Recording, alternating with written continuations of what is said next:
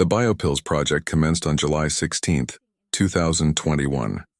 This day saw the minting of 10,000 unique 3D pill-like NFTs on the Ethereum blockchain, selling out in under 40 minutes at a time when the market appetite for innovative NFT concepts was ravenous. Each pill mint was priced at 0.06 ETH, roughly $120, with one Ethereum costing around $1,900 at the time. The idea behind these digital pills was that they were designed to serve as consumables within various metaverses and blockchain games, offering users diverse power-ups, ability enhancements, and visual effects. This utility-focused approach set BYOPills apart from many other projects, who were solely focused on artwork, a distinction that would prove crucial as the NFT market evolved. The project's narrative centers around a mysterious fictional character, Boris the Cook, who is portrayed as the creator of these pills, each intended to provide a unique trip or experience. He is depicted as having dedicated his life to achieving the highest levels of consciousness, amassing 10,000 trips worth of wisdom through his relentless pursuit of enlightenment. Further details about Boris are intentionally scarce, adding to the intrigue and encouraging participants to delve deeper into the project to uncover more about his story and the origins of the BYOPills. Each pill was randomly generated by combining over 170 traits with varying rarities across 6 categories: pill cap, pill bottom, ingredient, background, aura, and trip effects. This complex trait system gave the community endless combinations to analyze and compare, with Discord channels quickly filling with discussions about rare trait combinations and their future potential. The first development from the project was the Trip Replicator mobile app, designed to bring unique trips to the real world using augmented reality. Holders could connect their Web3 wallet to the app, which would pull their pills metadata and craft a unique AR effect based on their traits. While other NFT projects were struggling to deliver any utility beyond digital art, BYOPills had already shipped a functioning mobile application within a month of launch, an impressive feat that had caught the attention of many. However, whilst this app was impressive, it was only the beginning to this ongoing story. The team quickly realized that their original goal of interoperable, cross-metaverse consumables was met by a nascent landscape of blockchain games. It was then that they decided to pivot and take things into their own hands.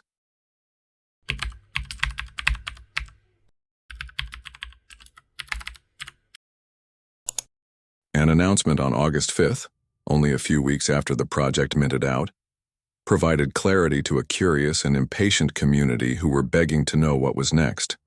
In this announcement, the project founders revealed that they were working on an avatar project, and that they were developing their own game that would use BYOPills as a consumable and currency. This news sent ripples through the community. Fast forward 2 weeks later, and a follow-on announcement released details of a snapshot of BYOPill holders happening on August 25th. Those who made it in the snapshot were then able to claim an access key, which would later be redeemable for the avatar project. The numbers of pills held at the time of the snapshot equaled the number of access keys one was able to claim. It was a free claim, with users only having to pay for gas fees. At a time when many projects were charging significant sums for access to subsequent collections, this free mint approach, minus gas fees, was a welcome demonstration of the team's focus on rewarding existing holders rather than extracting maximum value. On the day of the snapshot, the project released their first video teaser, which revealed the name of the collection as The Apostles. It also stated, 3D avatars ready for the BYOVERSE, which was perhaps also the first revealing of the name of their metaverse game world, the BYOVERSE. While the term metaverse was still months away from becoming a mainstream buzzword, the BYOPills team was already laying the groundwork for their virtual world, positioning themselves ahead of what would become one of the biggest tech trends of the year. Over the next 2 months, the project built up anticipation for the avatar release by continually dropping teasers to the community. There were 4 main avatar types: Voyagers, which were detailed as Boris's most loyal apostles, being the most dependable and efficient, with rock-solid physiques, utilitarian attachments, and unmatched discipline, Voyagers were said to simply get the job done. Psychonauts, who were said to be intelligent, cunning, and exciting beings, constantly on extreme and various trips, they can be very unpredictable. This could be a good thing, or a terrible one. Ancients, who were said to be the first to roam the BYOVERSE, having developed the wisdom and intelligence unrivaled by anyone. It was said to not be fooled by their calm temper, as they could easily become the most dangerous persons you'd ever encounter, with the power and size capable of moving mountains. Lastly, a mysterious and alluringly rare character type which was eventually revealed as a goddess, who appeared to hold the most power, as evidenced by the name.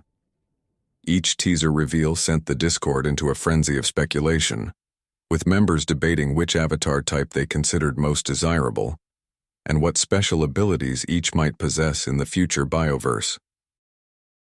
After a densely packed wave of Apostle teasers, the time finally came for BYOPill and Access key holders to mint their own.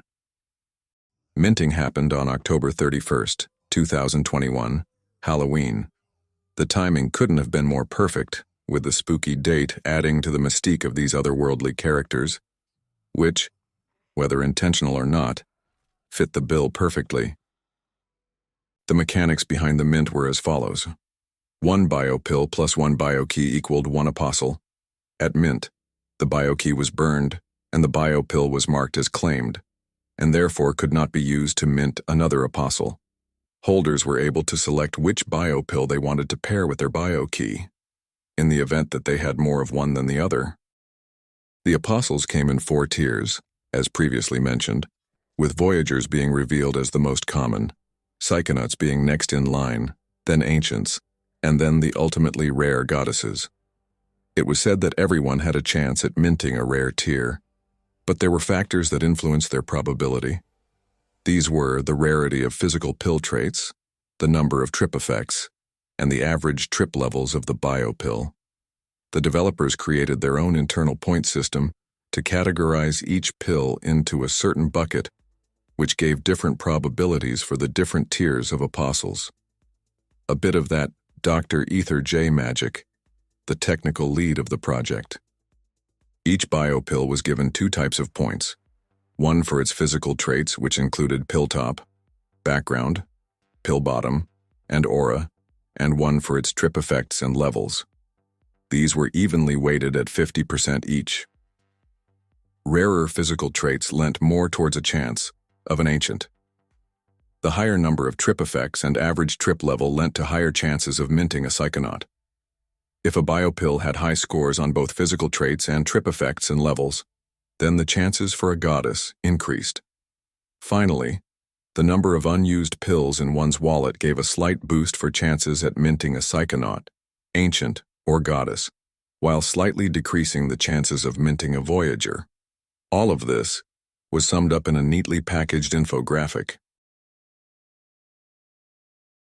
As BYOPill holders rushed to mint their Apostles and share their new characters on the Discord, all was feeling good. The mint day atmosphere was electric, with hundreds of community members showcasing their new Apostles and celebrating or commiserating over their results. But things were not slowing down. Only one day later, on November 1st, an announcement of another snapshot of BYOPill holders was said to be taking place soon. This was for the next BYOVERSE-related drop, BYOCrafts.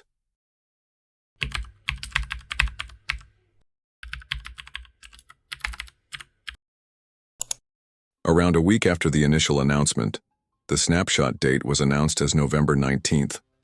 For each BYOPill owned, holders were said to be able to obtain a BYOCraft, which were labeled as your vehicle for the BYOVERSE. It was also mentioned that the type of Apostle owned would impact the type of BYOCraft one obtained. This interconnected ecosystem was taking shape before the community's eyes, with each new component building upon the previous in a way that rewarded continued participation. On the day of the BYOPill snapshot, it was announced that holders would be able to claim a one-time use BYOVAPE, where the number of pills held equaled the number of BYOVAPEs that were able to be claimed. It was stated that everything in the BYOVERSE is bio-encrypted, requiring you to inhale your BYOPill through the BYOVAPE for verification. This BYOVAPE will include a one-time use pod, granting you access to the BYOCrafts manufacturing plant, from which you will be able to get your BYOCraft. The narrative world-building was becoming increasingly sophisticated, with each NFT component having a logical purpose within the BYOVERSE ecosystem, rather than existing as disconnected collectibles. On December 2nd, the team notified the community that the BYOVAPE claim would be launching on December 7th. However, this one was not to be rushed, as the claiming window was to be left open for an indefinite period of time until shortly prior to the BYOCrafts launch, to which no date had been announced at this time. When December 7th came around, those who couldn't wait rushed to claim their BYOVAPEs, eagerly jumping one step closer to obtaining their BYOCrafts. But what came next was about to put a spin on everything. Just over an hour after the BYOVAPE claim went live, the team dropped a small but punchy announcement that would change the course of the charter. It read, "Oh, by the way, everyone, you need a BYOVAPE to purchase land. Details coming very soon." As evidenced by this quick pivot, the broader NFT metaverse gaming landscape was moving rapidly, and the team was staying agile enough to move with it. At this moment, the build-up to BYOCrafts was put on hold, at least temporarily, as the focus pivoted to BYOLand.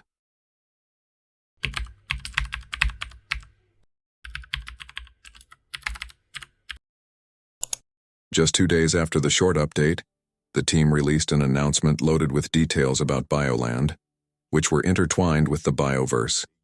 It was stated that only 10,056 BYOLand parcels would ever exist in the BYOVERSE, and that each plot of land would have varying terrains and resources. The terrain and resources were influenced by BYOPill traits as follows. Pill top would impact the terrain of the BYOLand. Pill ingredient would impact the resources cultivated on the BYOLand, and the sum of all TRYP effect levels would impact the abundancy of the land. It was said that the terrain of the land allowed one to mine resources that would mainly be used for crafting. The resources grown on the land would allow players to gather them mainly for consumption, and that the abundancy of the land would impact the number of resources it could provide in any given time frame. This complex interplay between pill traits and land characteristics created a fascinating economic system with potentially thousands of unique combinations. Initial details about BYOLand utility were also provided, highlighting its importance in gameplay. Resources gathered from land were described as essential for crafting items, supporting survival, enhancing gameplay, trading in the marketplace, or converting into currency. These resources were said to vary in rarity and utility, much like pill traits. Scavengers in the BYOVERSE could collect resources from land, paying a tax to the owner as a percentage of their haul. This passive income potential immediately captured the community's interest.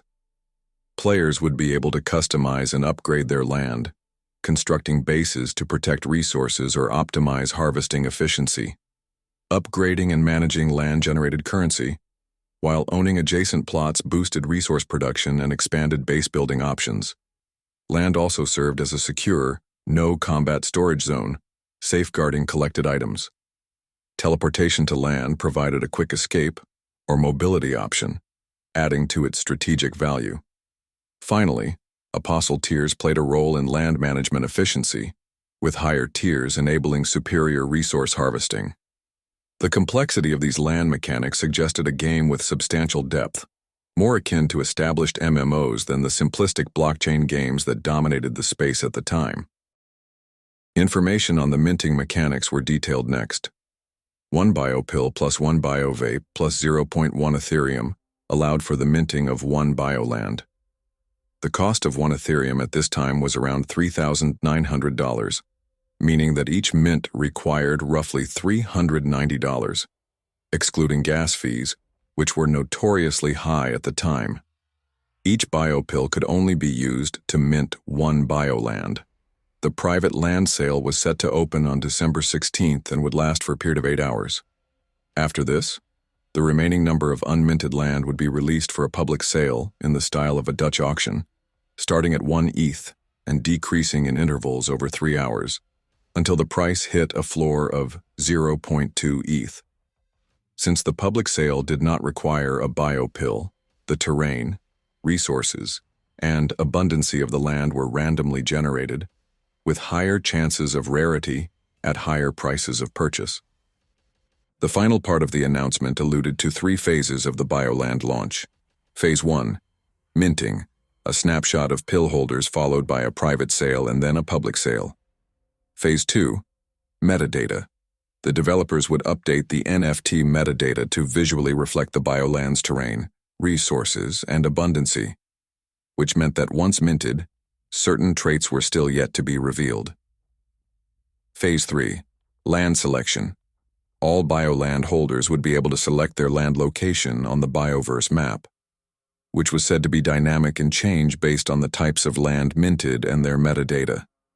Each land terrain would have its own zone on the map to select from. This phased approach was ambitious but methodical, demonstrating the team's commitment to building a coherent virtual world rather than simply selling land NFTs. A snapshot was taken of BYOVAPE holders on December 16th, just 2 hours before the claiming window opened, and then it was game on. Due to the gas spike at the time, the team humbly extended the private minting window by 1 hour to allow for pending transactions to settle. This user-friendly approach, accommodating the blockchain's technical limitations rather than strictly enforcing deadlines, earned the team goodwill at a time when many projects were taking a more rigid stance with their communities. 9 hours after opening, the private sale had concluded.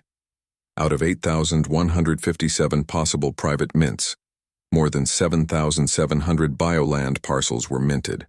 If you were wondering why only 8,157 possible mints were available despite 10,000 BYOPills, it was because not every BYOPill holder had claimed their BYOVAPE at this time. With the private sale window closed, the public sale then opened for a time period of 3 hours, which rounded it all off and concluded the BYOLand sale. This land sale was not only incredibly exciting for the community and an expansion to the BYO ecosystem, but it also provided a large funding raise for the team, allowing them to continue their development and to expand their resources and infrastructure. A few days after the mint day, the team spent some time tidying up loose ends due to some of the community experiencing failed private mint transactions. Though on December 24th, they announced that the land metadata was now revealed, focusing on detailing the textual land traits while leaving the visuals to still be imagined. That is, they were still being refined alongside Phase 3. The resources of the land matched the BYOPill ingredients 1-to-1, with 37 possibilities. The terrain of the land was influenced by the pill top, where the 51 possible pill top variants were condensed into 16 zones across the BYOVERSE. In descending order of rarity, these were No Man's Land, Desolate Dunes, Amazonia, The Harbor, Lumia, Atlas Mountain, Radioactive Swamp, Volcan, Astroverse, The Mine, Bone Valley, Nebula, Frigid Plains, Cloud 10, Como Caves, and Oblivion Void. There were 4 tiers of abundancy as influenced by the sum of TRYP effects levels: occasional, frequent, abundant, and dominant. It wasn't known at the time, but the community managed to reverse engineer the rough sum of TRYP effects that led to the 4 tiers of abundancy. A sum of less than 280 led to occasional, 280 to 559 led to frequent, 560 to 899 led to abundant, and 900 or more led to dominant. This was only applicable to the private sale, where BYOPills influenced the mint. This type of collaborative activity became a hallmark of the community, with technically minded members often uncovering mechanics that weren't explicitly detailed by the team, a testament to the engagement level of holders. Around this time, something fascinating happened. As the hype of NFTs, metaverses, and virtual worlds was covered by almost all media channels, the BYOPills project found its way onto the Joe Rogan podcast. Hey Jamie, pull that up. This podcast is huge. It's the biggest podcast literally in the United States and around the world. This one I discovered. It's called BYOPills, which it stands for, I think, like blue, yellow, orange, but Isn't it bring your own pills? No, that's not what it stands for. But so they've been making videos on Twitter that sort of describe what their project is. They have like Land, that's a game. And you have, just like in that thing that Brian was showing in VR chat, you'll have avatars, which are based off of the pills. Like, so owning a pill gives you, or gets you an avatar. But then you got the right to buy land, and you'll be traveling and exploring in these worlds. And this is like a video game that isn't out yet. Pretty cool, right? On December 31st, the team gave a New Year's Eve update to say that now that the metadata had been updated, they were moving to Phase 3 of the launch. This involved the development of the BYOVERSE map and its different zones to allow holders to select their exact coordinates. It was stated that it would take the team a few weeks to deliver, and that additional information on the mechanics would be released prior. Once this stage was achieved, the BYOLand metadata would be updated to reflect its coordinates on the map, along with a visual media file to reflect its traits. This concluded the updates on BYOLand for the year 2021. From the project's initiation in July, they had developed at a rapid pace to deliver BYOPills, BYOKey, Apostles, BYOVAPE, and BYOLand. In just 6 months, the project had delivered 5 distinct NFT collections, each with clear utility and interconnection. All was coming together, and the community was incredibly excited to enter the new year and continue this journey. But there was also something else in the works throughout all of this.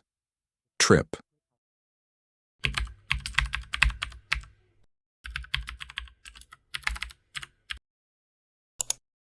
The first mention of TRYP was woven into an announcement leading up to the release of the Apostles. It was mentioned that Apostles will also passively generate claimable tokens every day called TRYP. TRYP was described as a utility token that would power the whole BYOPill universe going forward. The tokens would be exchangeable for future NFT drops and able to be used to upgrade and customize Apostles with future attachments. Furthermore, the tokens would also be needed to participate in future events in the BYOVERSE, to craft and forge items, create new NFTs, and many more added features in the future. Details on the tokenomics and the timing of TRYP were said to be announced shortly after the Apostle drop. In the same announcement, it was also stated that all future drops that require TRYP will also require you to own a BYOPill. The BYOPill will be needed to gain access to our future marketplace. And so the two together, TRYP and BYOPills, were indicated as being central to all future developments of the project. With the Apostles drop announced for October 31st, the team followed through on their promise to provide more details on TRYP before the launch by dropping further information on October 29th. Several points were raised in this announcement. It was stated that all Apostles will begin to accumulate TRYP equally at a future announced date post-launch. That is, Apostles would passively generate TRYP. Next, the concept of tiered token generation was introduced, whereby holders of Apostles would be able to stake them and receive varying amounts of tokens based on the type of Apostle staked. That is, a goddess would earn more TRYP than an ancient, who would earn more TRYP than a psychonaut, who would earn more TRYP than a voyager. It was then said that to stake an Apostle, one would need to own a BYOPill. For each Apostle staked, 1 BYOPill was needed. The same was true for unstaking an Apostle. A BYOPill would also be required at the time. After this, the team mentioned that more TRYP could be earned by tying more than 1 pill to a staked Apostle, which would apply a multiplier. The announcement ended by clarifying that the details were still being refined, and that the passive TRYP generation mechanic would not begin as soon as Apostles were minted. With a few small mentions of TRYP happening over the following month, the next connection mentioned was between BYOLand and the BYOVERSE on the run-up to the BYOLand launch. It was mentioned that the resources generated by the lands were said to be convertible to TRYP, and that interacting with one's land would also earn you TRYP. The team also snuck in a short announcement on December 24th, shortly after the BYOLand sale, stating that holders of BYOLand would be able to stake their land for TRYP. The next major announcement on TRYP was delivered on December 31st. Although it was also coded with disclaimers and work in progress, this one carried more substance and clarity at the time. TRYP would be an ERC-20 utility and governance token for the BYO universe. Holders would be able to claim TRYP for staking apostles and BYOLand pre-world launch. Post-world launch, holders would be able to claim more rewards if they staked the TRYP token itself, interacted with the BYOVERSE, reached milestones, won tournaments, and more. The team's ultimate goal with TRYP was said to decentralize the ownership and governance of the BYOVERSE over time by rewarding early holders and believers, and those that interact with the world post-launch. The total supply of TRYP was set to never exceed 270 million and would be unlocked over a period of approximately 72 months from its launch, with a disclaimer that the schedule was still in development. The staking timeline for apostles and BYOLands was set to be a period of 6 months, where 13% of the total TRYP supply, or 35,100,000 TRYPs, would be allocated to holders during this period for free. It was then stated that the BYOVERSE would be fueled by 2 tokens, with TRYP being the capped supply utility and governance token, with a second token being an uncapped in-world currency. Next, further information was released on the Apostle and BYOLand staking mechanics. It was reiterated that Apostles would generate TRYP based on their tier. This time, some numbers were provided. Voyagers would generate 10 TRYPs per day, Psychonauts 13.5, Ancients 34, and Goddesses a staggering 530, indicating their unrivaled rarity and market valuation. With 1 BYOPill required to begin staking an Apostle, an additional pill would provide a 1.25x multiplier, 2 in total, with a further pill providing a 1.45x multiplier, 3 in total. These specific numbers sent the community into a frenzy of calculations, with holders quickly determining the potential return on investment for different apostle types. Goddess holders were particularly excited, recognizing the enormous earning potential of their ultra-rare NFTs. For BYOLand, it was said that no BYOPill was needed to stake the land, but that tying a BYOPill to a BYOLand would provide a 1.35x multiplier. Again, numbers were provided for the different abundancies of the lands. Occasional would generate 4.5 TRYP per day, frequent 6, abundant 16, and dominant a healthy 135. Of the 13% of TRYP allocated to staking rewards, 60% was allocated to apostles and 40% to BYOLand. The heavier weighting to apostles was due to the proposed requirement of needing a BYOPill to stake. With everything happening, the BYOPills project was sailing high and mighty into the new year. There were several things to look forward to, and it was hoped that the momentum continued. But before we cross over to cover the year 2022, it is important to say that, while all of this was going on, the BYOPills project was still motivated to achieve their original vision, which was based on partnering with other blockchain gaming projects to showcase opportunities for interoperability.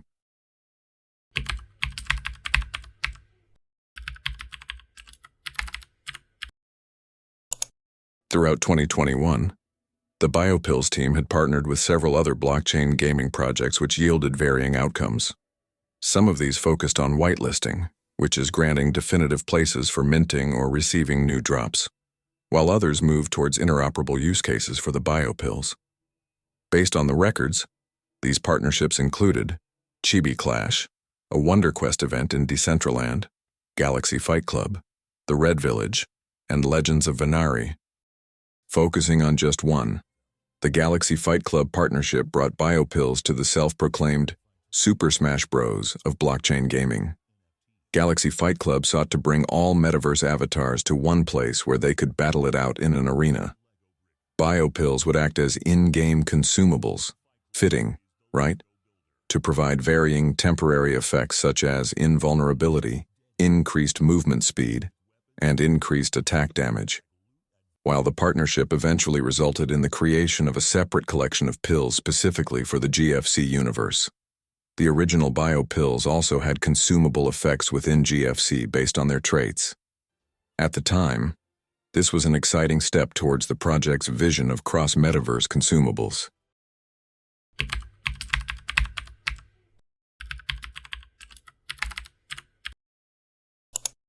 Before we leave the year 2021, there are a few more things to cover that made the future look that bit more exciting than it already seemed.